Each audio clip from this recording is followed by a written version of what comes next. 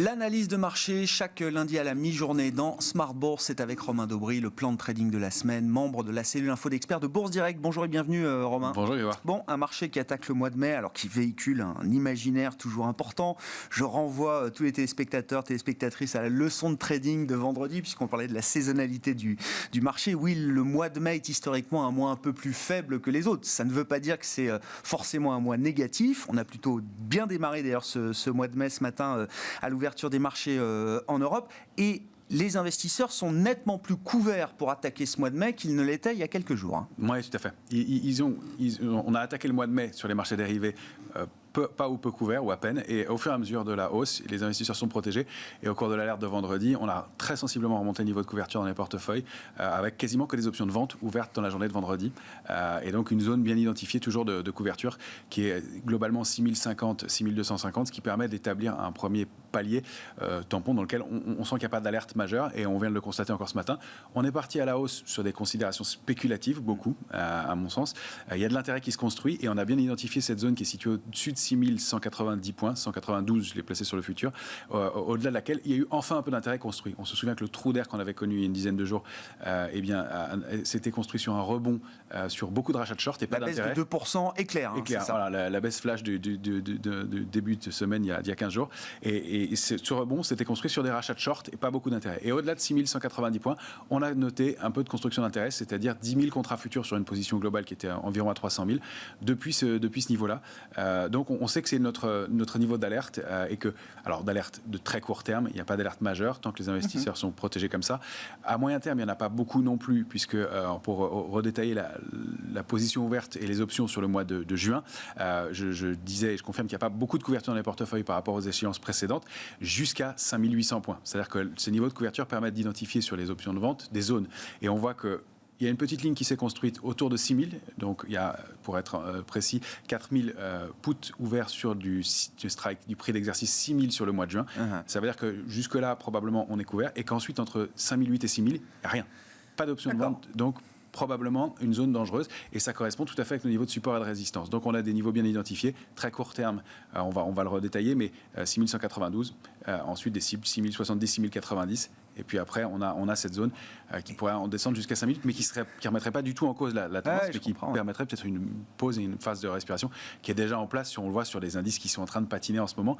Aux États-Unis, on ne bouge pas. Le CAC 40 a fait un peu cavalier seul la semaine dernière, mais il n'y a pas beaucoup de tendance en ce moment. Ça paraît assez sain comme attitude, Romain, après un rallye de 6 mois depuis l'annonce des vaccins début novembre, au regard des niveaux qu'on a pu atteindre en termes de prix, en termes de valorisation également sur certains segments de marché, il y a quelque chose d'un peu vertigineux, donc c'est assez cohérent de voir les investisseurs peut-être se protéger à ce niveau-là. Bien sûr, et on ne pouvait pas espérer mieux d'ailleurs, qu'un marché qui parte à l'excès, qui baisse violemment. C'est ça.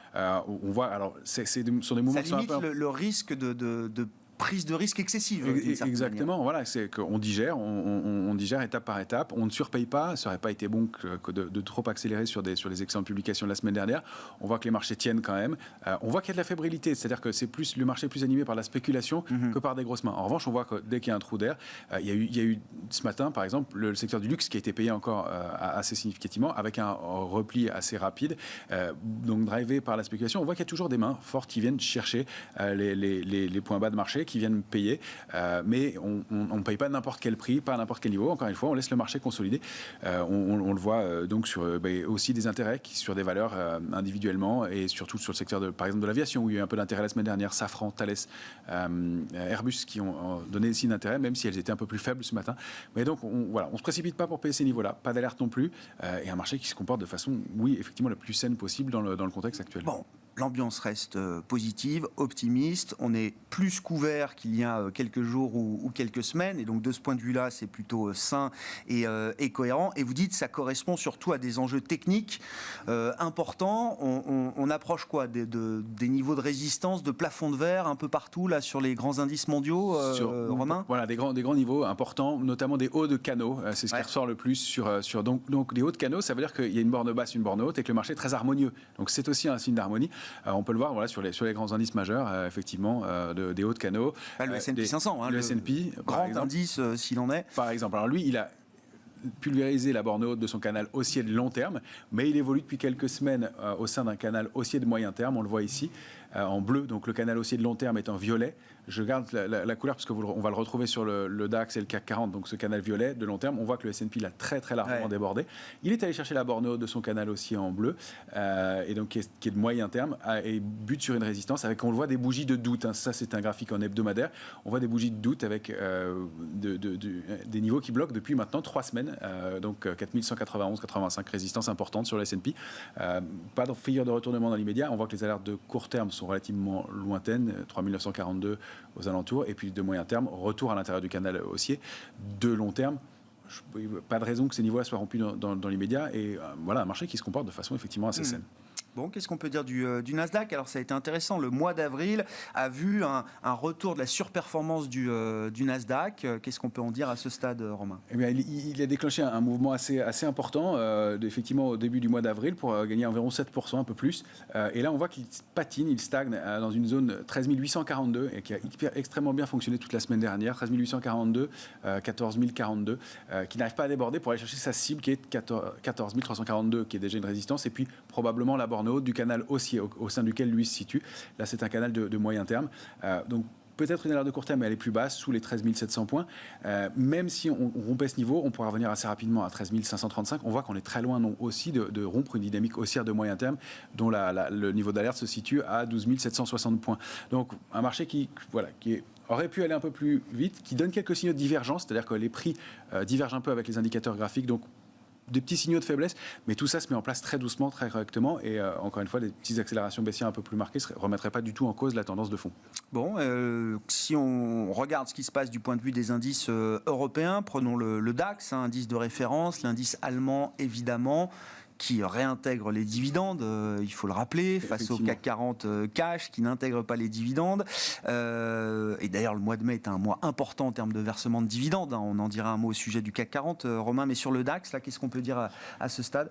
On peut en dire qu'il ne se passe pas grand-chose, mais je vous le montrerai quand même pour montrer cette logique de canal haussier de long terme. On vient buter dessus, on l'a bien identifié, le marché l'a très bien identifié, et donc on stagne en partie haute, proche de cette borne haute. Donc un niveau d'alerte de court terme vraiment qui est 14 950, et il n'y a rien qui remettrait la tendance en cause avant 13 310 points sur le DAX.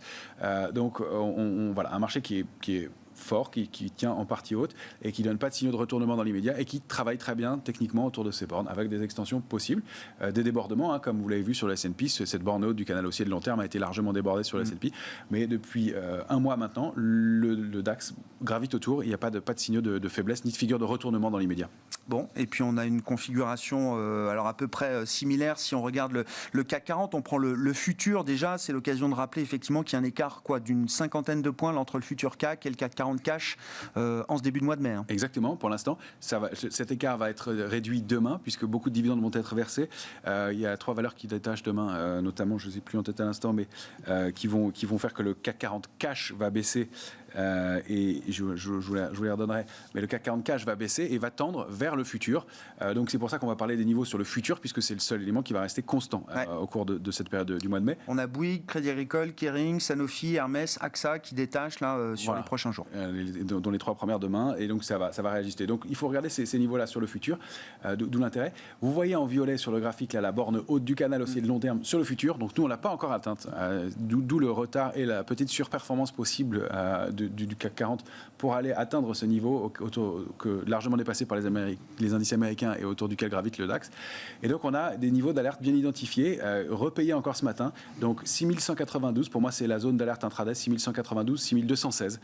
On l'a encore testé vendredi. Elle a été un tout petit peu débordée, enfoncée, mais on n'a pas rompu 6192. Et tout à l'heure encore sur une accélération baissière, et on voit que le marché s'est repris très rapidement, puisque dans cette zone-là, à nouveau, on a pu repayer et repartir et gagner déjà une vingtaine de points sur ces niveaux-là. Donc un marché très technique qui défend cette oblique, cette ligne de tendance haussière de moyen terme.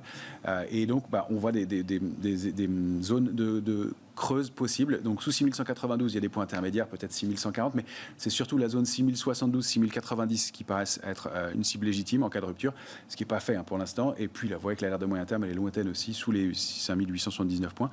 Les extensions, mais c'est toujours la borne haute de ce canal haussier, située à 6340 pour la semaine environ. C'est une oblique, on verra au moment où on la touche. sur le futur CAC 40, effectivement, donc qui se traite autour de 6245 points au moment où on se parle. Un mot peut-être de l'euro-dollar également, parce que là aussi, le mois d'avril a été un mois intéressant qui a vu une reprise assez significative de l'euro contre le dollar. On est partait de 1,17 et on est remonté jusqu'à 1,21. On a touché 1,21, je crois, au cours du mois d'avril. Voilà, on l'a vraiment effleuré. On voit un graphique hebdomadaire là, de l'euro-dollar. Toujours ce petit drapeau, cette petite consolidation qui se fait assez proprement. Alors, quelques débordements en haut et en bas, mais on respecte bien les niveaux. On est toujours entre 1,1920 et 1,2228, avec un niveau intermédiaire qui est bien apparu maintenant, qui est 1,2096, donc qui donnera un biais plus haussier selon qu'on se réinstalle au-dessus, et qui permettrait de redéclencher une impulsion haussière un peu plus marquée. On note que la position nette spéculative a augmenté depuis 2 semaines maintenant sur l'euro-dollar, ce qui n'était pas le cas depuis plusieurs semaines, depuis fin janvier. Donc, il y a un petit mouvement qui se crée de ce côté-là, qui n'existait pas vraiment sur les autres actifs. À noter que c'est le cas aussi sur l'argent depuis 2 semaines. Un petit regain d'intérêt sur la position nette spéculative, donc peut-être un mouvement qui va enfin se déclencher. Je sais que j'en parle depuis plusieurs semaines, mais il a du mal à se déclencher. Mais le mouvement n'est pas déclenché, mais l'argent et l'or aussi, je crois, tiennent quand même sur les niveaux de support que vous indiquiez déjà il y a quelques temps. Tout à fait, ils évoluent autour et il n'y a pas d'invalidation du mouvement. Ça se met en place tout doucement, mais un marché qui est plutôt calme, tant mieux. Tant mieux, effectivement. Espérons que le marché reste calme. Merci beaucoup, Romain. Romain Debré avec nous chaque lundi à la mi-journée pour le plan de trading avec Bourse Direct dans Smart Bourse.